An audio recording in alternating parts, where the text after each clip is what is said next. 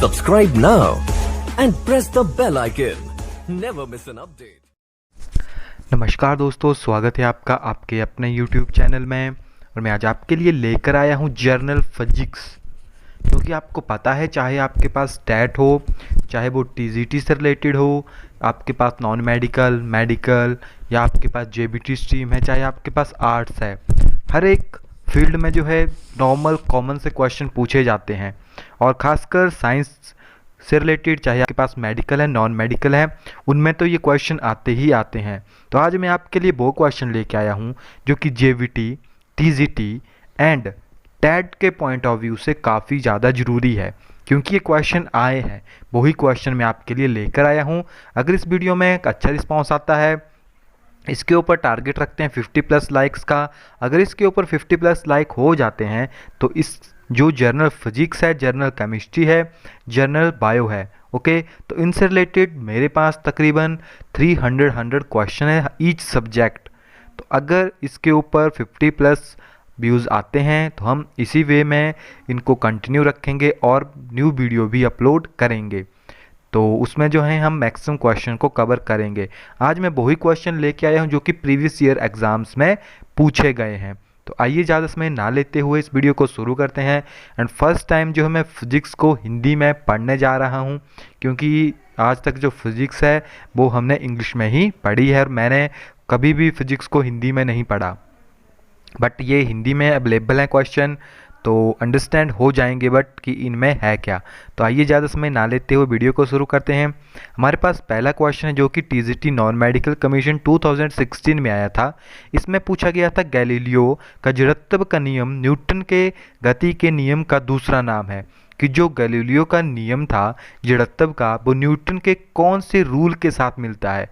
तो वो कौन से मिलता है, वो मिलता था लॉ ऑफ इनर्शिया, यानी first law of Newton. Okay, next है हमारे पास वायु को गर्म करने पर क्या होता है। तो ये क्वेश्चन आया था JBT में, JBT टैट में। तो वायु को गर्म करेंगे तो क्या होगा, जब किसी भी गैस को हम हीटअप करते हैं तो उनका वॉल्यूम जो है वो इंक्रीज होता है एंड डेंसिटी जो है वो डिक्रीज होती है, तो होता है विस्तार, यानी वो बढ़ता है। नेक्स्ट है हमारे पास चंद्रमा पर गुरुत्वीय त्वरण का मान पृथ्वी के गुरुत्वीय त्वरण के मान कितना होता है, यानी चंद्रमा पर जो ग्रेविटी है, ये ग्रेविटेशन फोर्स है, वो पृथ्वी की ग्रेविटेशन फोर्स के कितनी है। तो ये तो आपको पता होगा 1/6 है। अगर पृथ्वी के ऊपर 1 होगी तो चांद के ऊपर 1/6 हो जाएगी। अगर कोई वेट आपके पास मान लीजिए 100 kg है, तो जब आप चांद के ऊपर जाओगे तो वो वेट 6 टाइम जो है वो लेस हो जाएगा। ओके, नेक्स्ट हमारे पास माइक्रोफोन रूपांतरित करता है। जो आपके पास माइक्रोफोन है वो क्या करता है, ये क्वेश्चन आया था TGT मेडिकल में। तो आपको पता होगा माइक्रोफोन किसके लिए हम यूज़ करते हैं, अपने वॉइस को भेजने के लिए। तो हम सबसे पहले बोलते हैं जिस तरह मैं अभी बोल रहा हूँ, और ये जो है सिग्नल आगे ट्रांसमिट करता है थ्रू इलेक्ट्रिक करंट। तो जो है ये ध्वनि ऊर्जा को विद्युत ऊर्जा में बदलता है। नेक्स्ट है हमारे पास ये क्वेश्चन TGT नॉन मेडिकल में आया था। जब एक दौड़ता हुआ घोड़ा अचानक रुक जाता है तब घुड़सवार आगे की ओर झुकता है। इस परिस्थिति में गति का कौन सा नियम लगता है। तो आपने न्यूटन का फर्स्ट लॉ पढ़ा होगा, तो इसमें लगता है न्यूटन फर्स्ट लॉ। ओके, द्रवों की छोटी बूंदें गोलाकार लगती है, क्यों। ये क्वेश्चन भी TGT में पूछ लिया गया था, इतना ईजी। तो ये तो पता है कि सरफेस टेंशन की वजह से होता है, बट यहाँ पे जो थोड़ा सा घुमा के क्वेश्चन पूछा गया है, तो यहाँ पे होगा एक गोले के लिए पृष्ठ नाप के कारण ऊर्जा निम्न होती है, यानी लेस एनर्जी होती है अगर वो आपके पास एक गोल शेप में आ जाता है। दैट इज़ वाई कि सरफेस टेंशन जो है कम हो जाती है एंड गोले जो है एकदम मिनिमम, क्योंकि जब बूंद बनती है तो सबसे पहला फिनोमेना होता है कि मिनिमम सरफेस एरिया, यानी सरफेस टेंशन। तो C is the right answer. Next है हमारे पास एक समतल कांच की पट्टियों को विभिन्न रंगों के अक्षरों पर रखा गया। कौन से रंग का अक्षर सबसे कम उभरा हुआ दिखाई देगा। यानी यहाँ पे बोला गया है कि एक समतल कांच है आपके पास, कांच की पट्टियों को विभिन्न रंगों के अक्षरों पर रखा गया। यानी रंग थे, जैसे कोई पट्टी रख दी और विभिन्न अक्षर थे तो उनके ऊपर कांच रखा गया। ओके, तो कौन सा रंग जो है वह सबसे कम उभरेगा, वो कौन सा रंग है। वो है आपके पास लाल रंग जो है आपके पास सबसे कम उभरेगा। नेक्स्ट है हमारे पास पृथ्वी के गुरुत्वाकर्षण बल के संदर्भ में निम्न में से कौन सा कथन गलत है। यहाँ से पूछा गया कि गलत कौन सा है। पृथ्वी की सतह से ऊंचाई या गहराई के साथ जी का मान कम होता है। तो आपको पता होगा जो ग्रेविटेशनल फोर्स है या sorry acceleration due to gravity कह सकते हैं आप, या ग्रेविटी है वो सबसे ज़्यादा होती है on the surface. Okay, poles के ऊपर मैक्सिमम होगी, इक्वेटर के ऊपर कम हो जाती है जाके। तो ये जो है सही है कि जो जब नीचे जाएगा तो भी वो कम होगा, जब ऊपर जाएगा फिर भी वो कम होगा। नेक्स्ट है ध्रुवों पर जी अधिक होता है। राइट, पोल्स के ऊपर ग्रेविटी सबसे अधिक होती है एंड इक्वेटोरियल यानी इक्वेटोरियल पर जो है आपका न्यूनतम होती है। यहाँ पे है भूमध्य रेखा यानी सेंटर के ऊपर जो है वो 0 हो जाएगा। पृथ्वी की परिभ्रमण के कारण जी घटता है, तो ये गलत है। ग्रेविटी की फोर्स जो है वो उसकी रोटेशन की वजह से कम नहीं होती है। नेक्स्ट है हमारे पास गति के संदर्भ में निम्न में से कौन सा कथन गलत है। तो गति यानी स्पीड से रिलेटेड यहाँ पे कौन सा जो स्टेटमेंट है वो गलत है। यह ठोस में न्यूनतम और गैसों में अधिक होता है, तो ये तो पहला ही गलत हो गया। दबाव बढ़ने या घटने से इसमें कोई परिवर्तन नहीं होता, सही है। माध्यम का तापमान बढ़ने से यह बढ़ता है, राइट है, क्योंकि मॉलिक्यूल की स्पीड बढ़ती है। यह शुष्क वायु की अपेक्षा आर्द्र वायु में अधिक होता है, क्योंकि वाटर वेपर जो है अधिक मूव करते हैं। तो नेक्स्ट हमारे पास वायुदाब के पाठ्यांक में आकस्मिक गिरावट क्या दिखाती है कि टेम्परेचर कम हो रहा है। इट मीन कि आपको मैंने पहले भी बताया था कि अगर टेम्परेचर कम होता है किसी जगह यानी प्रेशर कम हो रहा है, तो उस प्रेशर को मेंटेन करने के लिए जो एयर है वो काफ़ी ज़्यादा स्पीड में वहाँ पे आती है, यानी तूफान आएगा वहाँ पे। नेक्स्ट हमारे पास तारे चमकते दिखाई देते हैं, इस घटना का कारण है।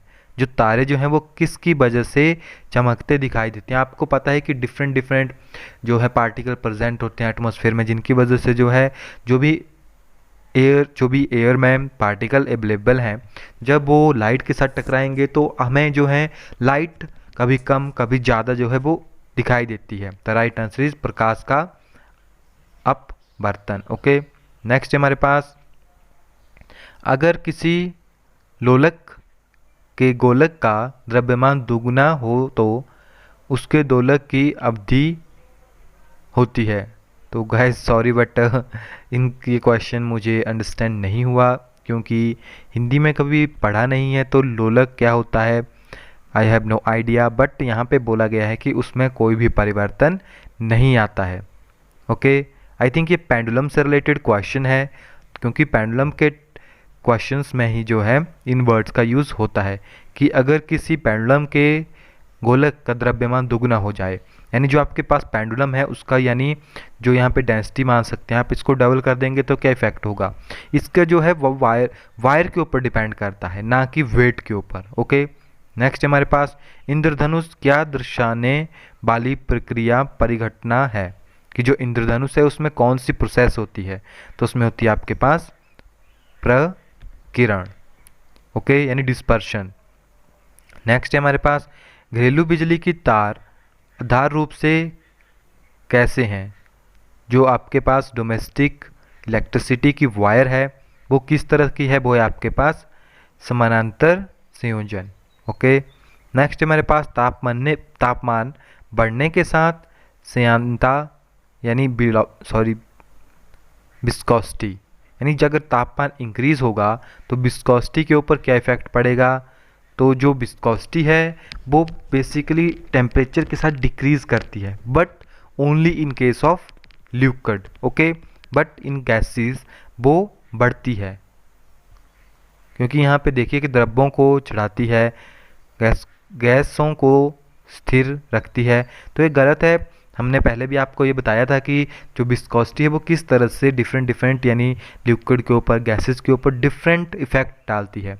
नेक्स्ट हमारे पास तारों के ताप की गणना की जाती है, तो वो किसके थ्रू की जाती है, उनके वर्णक्रम से।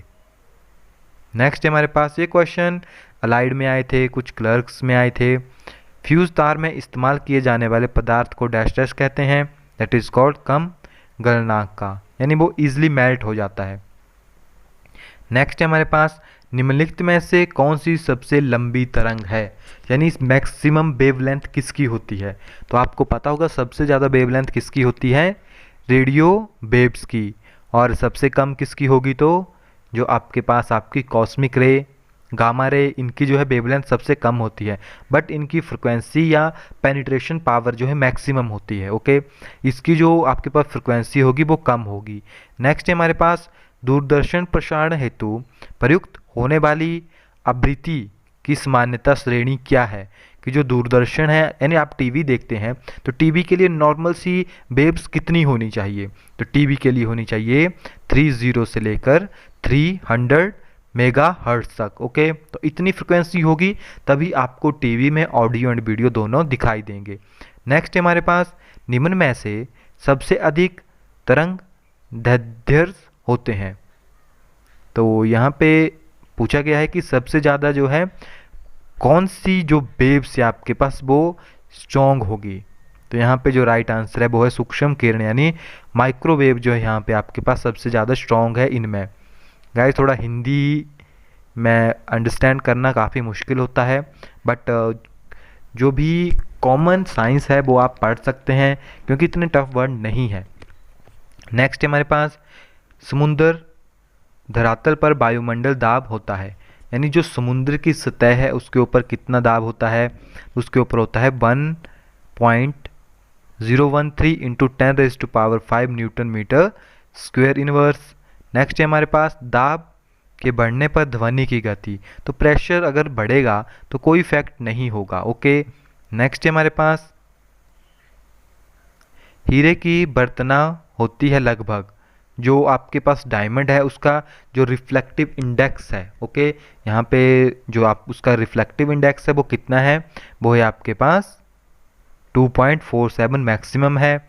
नेक्स्ट हमारे पास मरुस्थलों में मरीचिका का अवलोकन किस परिघटना के कारण होता है। तो अगर आपको पता है कि मरीचिका क्या होती है तो आप हमें ज़रूर बताएं, एंड इसका आंसर है आपके पास पूर्ण आंतरिक परिवर्तन। ओके, ध्वनि तरंगें होती है, यानी जो आपके पास साउंड वेव्स है वो किस टाइप में होती है। तो यहाँ पे आई थिंक जो आपके पास हिंदी में दिए हैं इन्हें बोल सकते हैं आप ट्रांसवर्सल या लॉन्गिट्यूडनल। ओके, या इसे कह सकते हैं पोलराइजेबल या नॉन पोलराइजेबल। ओके, तो जो आपके पास साउंड्स वेव हैं वो आपके पास होती है लॉन्गिट्यूडनल वेव्स, एंड वो आपके पास नॉन पोलराइज्ड होती है। ओके, बट उनकी डेंसिटी जो है चेंज करती है।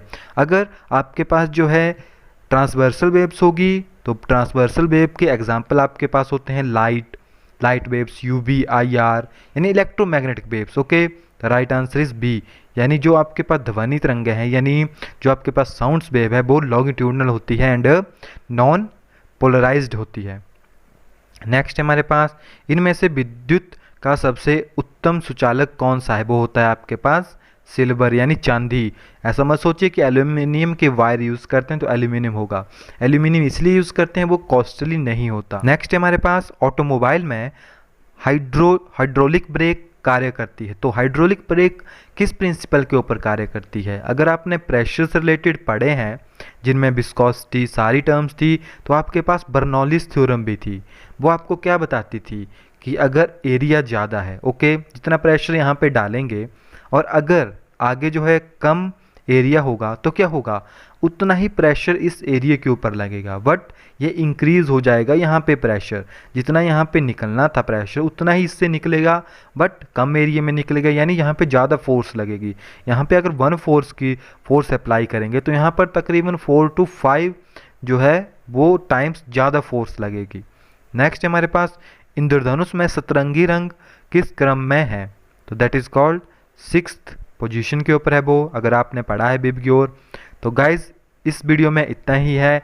आई होप आपको वीडियो अच्छी लगी होगी क्योंकि सारे के सारे क्वेश्चन प्रीवियस ईयर एग्जाम्स में आए थे। तो यहाँ से आप देख सकते हैं कि जर्नल साइंस से किस तरह के क्वेश्चन पूछे जाते हैं। तो अगर आपको वीडियो अच्छी लगी है तो वीडियो को लाइक एंड शेयर जरूर कीजिए, एंड मिलते हैं नेक्स्ट वीडियो में। तब तक के लिए थैंक यू।